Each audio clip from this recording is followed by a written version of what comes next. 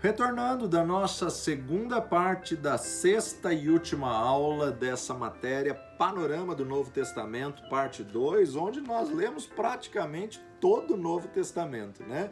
Todas as epístolas aí do Novo Testamento. E agora nós estamos aí na epístola de Judas.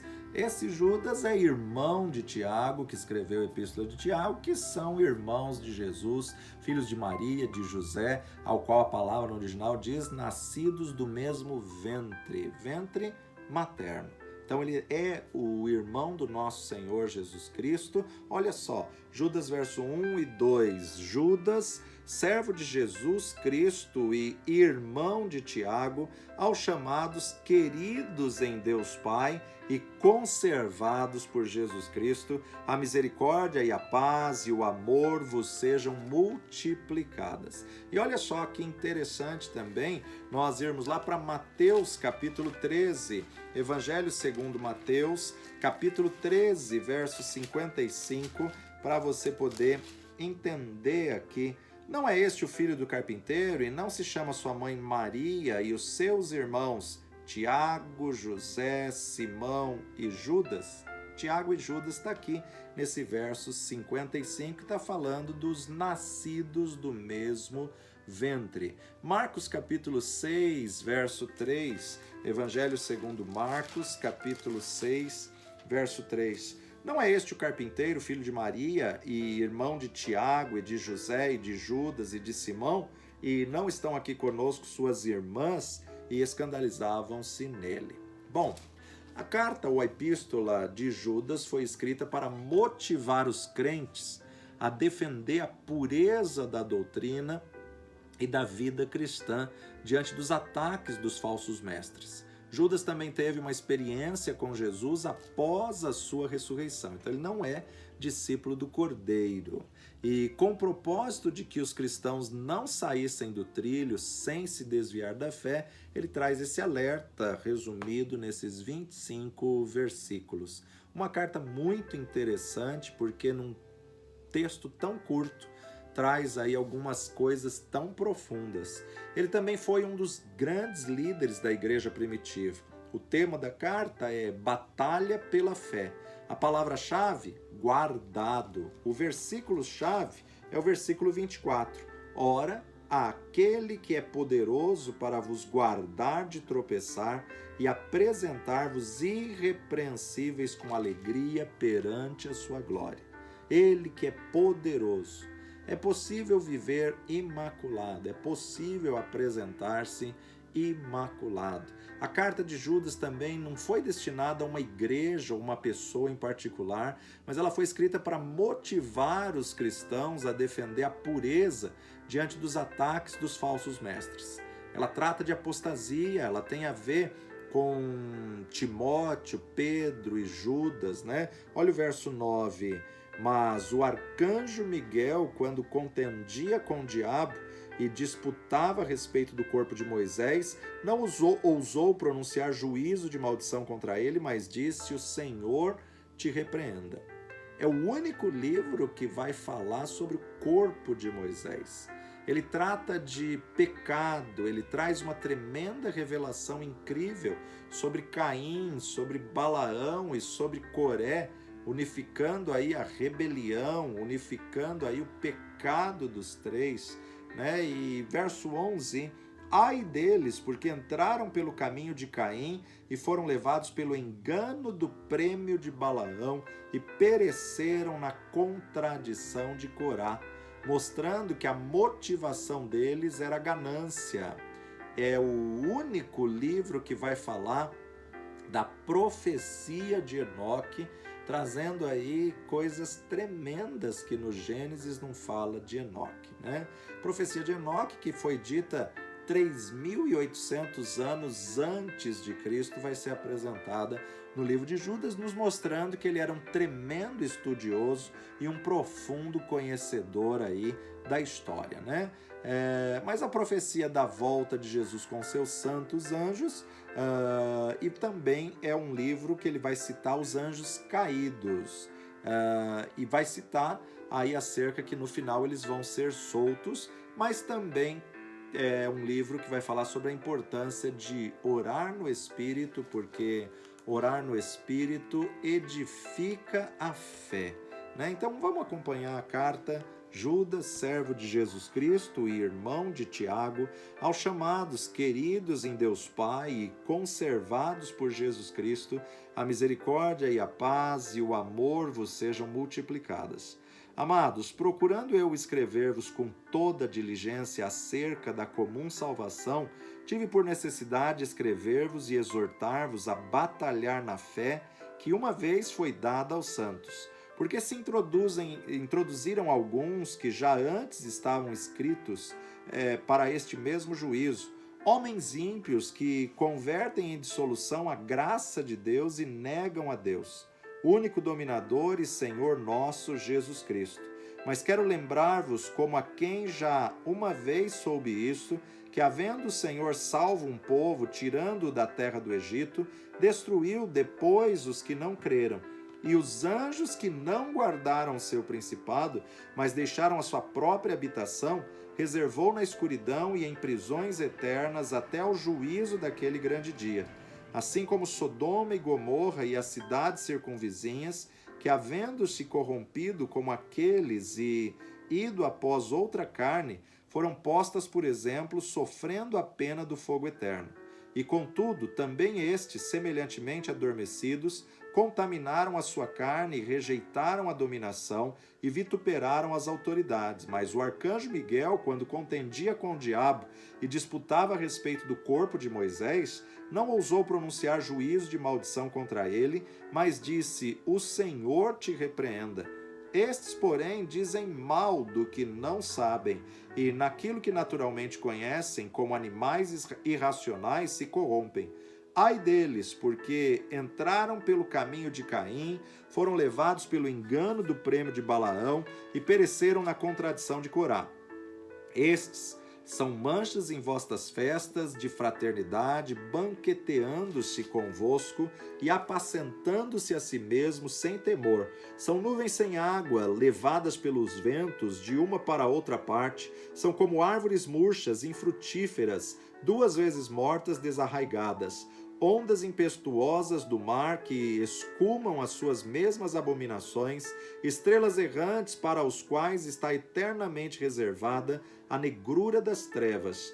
E destes profetizou também Enoque, o 7º depois de Adão, dizendo: "Eis que é vindo o Senhor com milhares de seus santos, para fazer juízo contra todos e condenar dentre eles todos os ímpios por todas as suas obras de impiedade que impiamente cometeram e por todas as duras palavras que ímpios pecadores disseram contra ele. Esses são murmuradores, queixosos da sua sorte, andando segundo as suas concupiscências e cuja boca diz coisas muito arrogantes, admirando as pessoas por causa do interesse. Mas vós, amados, lembrai-vos das palavras que vos foram preditas pelos apóstolos do Senhor Jesus Cristo, os quais vos diziam que no último tempo haveria escarnecedores que andariam segundo as suas ímpias concupiscências. Estes são os que causam divisões sensuais que não têm o Espírito. Mas vós, amados, edificando-vos a vós mesmos sobre a vossa santíssima fé, orando no Espírito Santo, conservai a vós mesmos no amor de Deus, esperando a misericórdia de nosso Senhor Jesus Cristo para a vida eterna. E apiedai-vos de alguns que estão duvidosos, e salvai alguns, arrebatando-os do fogo. Tende deles misericórdia com temor, aborrecendo até a roupa manchada da carne.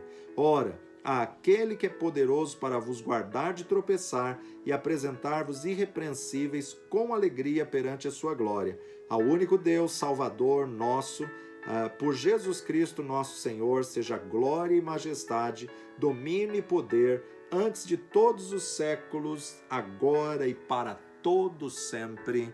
Amém.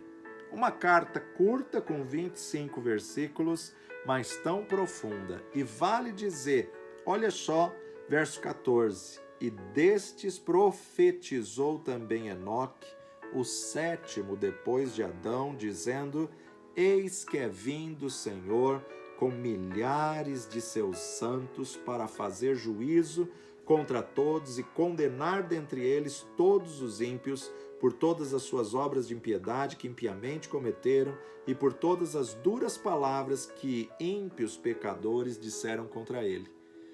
Judas está dizendo que Enoque, 3.800 anos antes de Jesus vir, viu Jesus na sua segunda vinda, vindo com seus santos anjos para um tempo de juízo, para um tempo de julgamento final.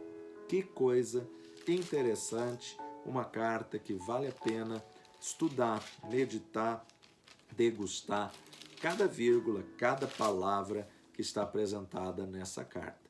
E concluindo, Panorama do Novo Testamento, parte 2, o livro da Revelação. Não vamos entrar em detalhe em Apocalipse, porque no próximo ano nós vamos ter uma matéria completa só de Apocalipse, só de escatologia.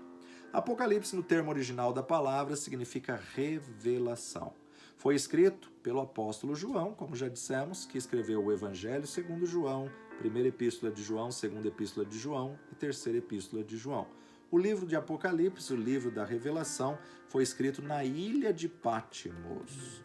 Há alguns alunos, na verdade, há livros que os alunos estudarão mais detalhadamente, porque vão ser outras matérias, né? A gente vai abordar o livro de Efésios em diversas matérias, o livro de Romanos em diversas matérias, o livro de Apocalipse nós vamos ter uma matéria só sobre as 7 cartas e outra matéria só sobre escatologia e muitas partes dos livros do Novo Testamento. Hoje é só um panorama, então eu estou apresentando só algumas curiosidades do livro. O Apocalipse não está em ordem cronológica. E também, João, ora estava na terra, ora estava nos céus. Tudo foram visões que o apóstolo João teve.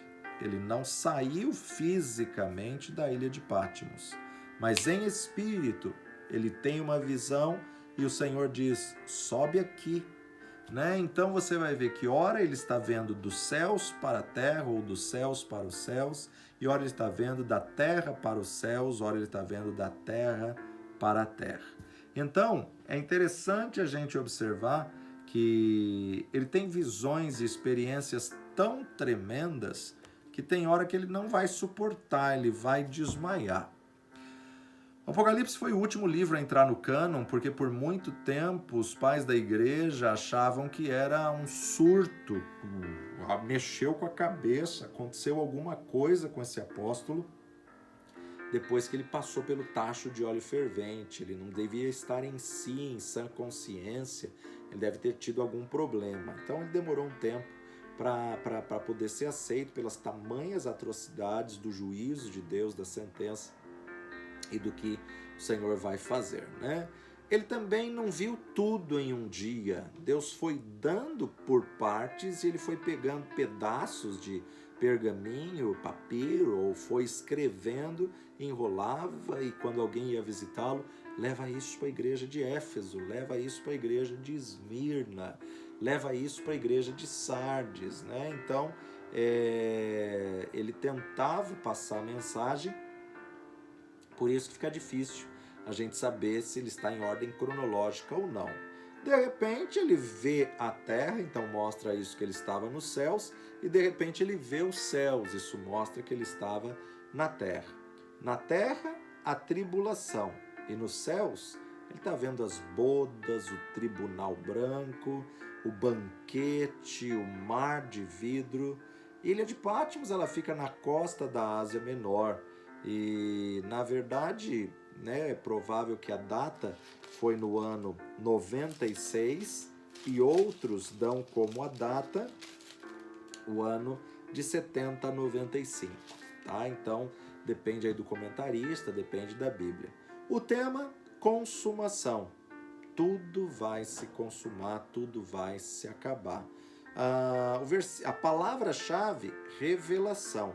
O versículo-chave, Apocalipse 1:7. Eis que vem com as nuvens e todo olho o verá, até mesmo os que o traspassaram, e todas as tribos da terra se lamentarão sobre ele, Sim, amém.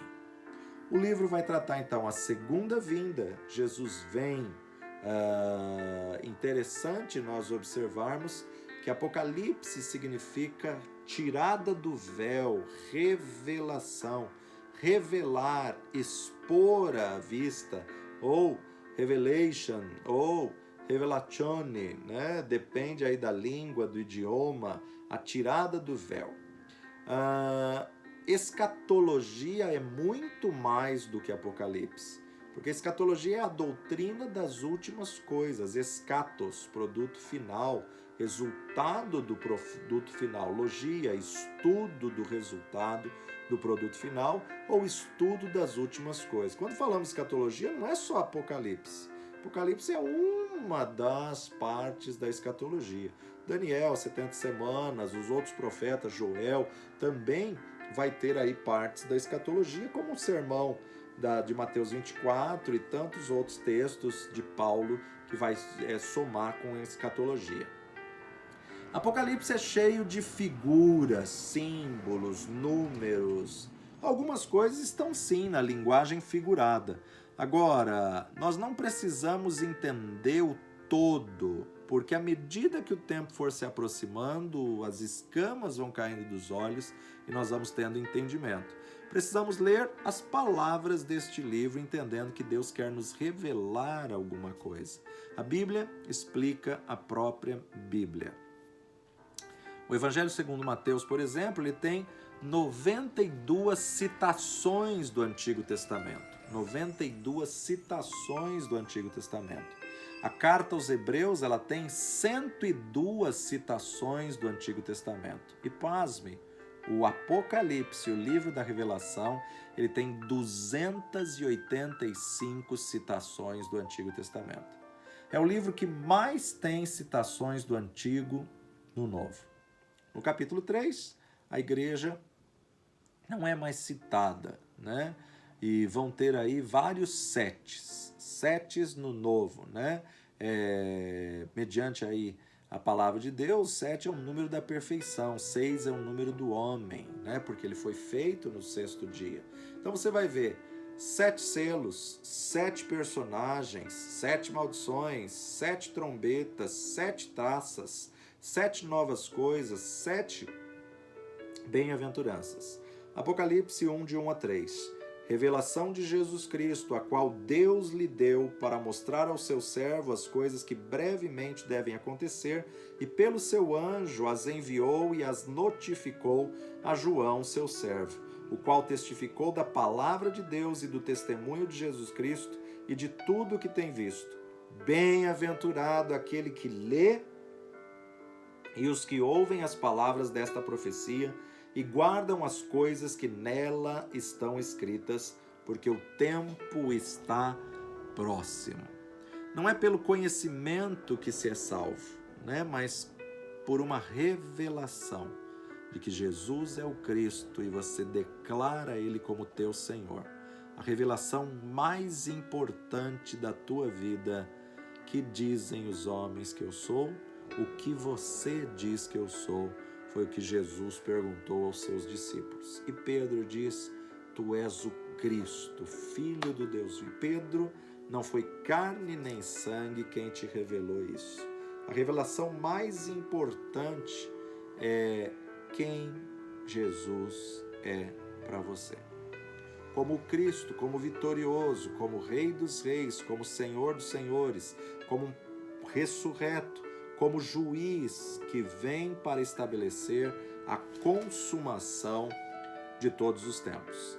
Apocalipse 22, 18, porque eu testifico a todo aquele que ouvir as palavras da profecia deste livro, que se alguém acrescentar alguma coisa, Deus fará vir sobre ele as pragas que estão escritas neste livro. E se alguém tirar quaisquer palavras do livro desta profecia, Deus tirará a sua parte da árvore da vida e da cidade santa que estão escritas neste livro.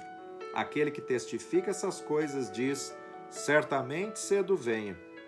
Amém. Ora vem, Senhor Jesus, a graça de nosso Senhor Jesus Cristo, seja com todos. Um alerta que Deus encerra não só o Apocalipse, como a Bíblia. Ninguém pode acrescentar e nem tirar uma vírgula, um trema. Ninguém pode acrescentar e nem tirar uma sequer palavra, uma letra da palavra de Deus, porque virá duro juízo àquele que assim o fizer. Podemos dizer que o Apocalipse está dividido em 3 partes. A primeira delas, as coisas que se tem visto, o capítulo 1, a revelação que João traz. Capítulo 2 e 3, as cartas, né? As 7 cartas, as cartas às 7 igrejas da Ásia. A igreja de Éfeso, que vai sofrer perseguição, e o estado, a igreja da perseguição, Esmirna, a igreja do estado, Pérgamo, onde Constantino alinha a igreja com o estado, com o governo, dizendo ter se convertido, a igreja papal, que é representada pela igreja de Tiatira, quando Roma assume o comando da igreja de Cristo. E até aqui, na verdade, acabou o período e agora você vê as 3 igrejas que continuam. A igreja de Sardes, a igreja da Reforma, de Lutero, de Calvino, a igreja missionária, a igreja de Filadélfia e a igreja apóstata, a igreja de Laodiceia. Dos capítulos 4 a 22, ele vai mostrar as coisas que depois desta hão de acontecer. A partir do capítulo 4, muitos acreditam que a igreja já subiu no capítulo 4, porque não se fala mais sobre a igreja, e ela aparece no capítulo 22 como a esposa e não mais a noiva do Cordeiro. Vale a pena você ler o livro todo da Revelação, ler o livro. Não tenha medo de ler a palavra de Deus, não tenha medo de ler um livro da palavra de Deus. Busque revelação, busque estudar, busque conhecer a verdade dessa palavra, para que essa verdade possa se tornar uma verdade da sua vida e do seu coração. Muitos definem as 7 igrejas como um período na história da igreja. Muitos acreditam que hoje nós temos presente as 7 igrejas no mundo, representadas aqui no capítulo 2 e 3. E outros até acreditam que tem pessoas dessas 7 igrejas dentro do mesmo denominação, dentro do mesmo templo. São, na verdade, formas de interpretação que vale a pena estudarmos e vermos aí essas grandes alertas e chamadas de Deus para a igreja. Ano que vem nós vamos estar estudando as 7 cartas, depois vamos estar estudando escatologia, que vamos nos aprofundar mais em Apocalipse. Persevere, não desista, não desanima. Vale a pena ouvir quantas vezes você achar necessário cada uma das aulas, para depois então você fazer a sua prova, fazer então a sua avaliação. Estamos chegando ao final de mais um ano e não deixe acumular as provas. Daqui para dezembro as datas voam. Quanto antes você puder entregar as suas provas, melhor. Pai de amor e Deus bendito, graças te damos pela tua fidelidade, o teu amor, a tua graça, a tua compaixão. Perdoa, Senhor, os nossos pecados, falhas e fraquezas e dá-nos entendimento na revelação da tua palavra. Ministra essa verdade aos nossos corações, manifesta, Senhor, a tua glória, o teu poder, a tua palavra. Fala conosco, ó Pai. Queremos ouvir a tua voz, queremos ouvir a tua palavra. Em nome de Jesus, firme essas verdades no nosso coração e que possamos ser não apenas ouvintes, mas sejamos praticantes e possamos estar aprovados diante de ti para a tua honra e tua glória, no precioso nome de Jesus. Amém e amém. Deus te abençoe, parabéns por ter chegado até aqui e fique firme nas próximas matérias também, com tremendas revelações da parte do Senhor para você, no nome de Jesus. Um forte abraço e que Deus te abençoe.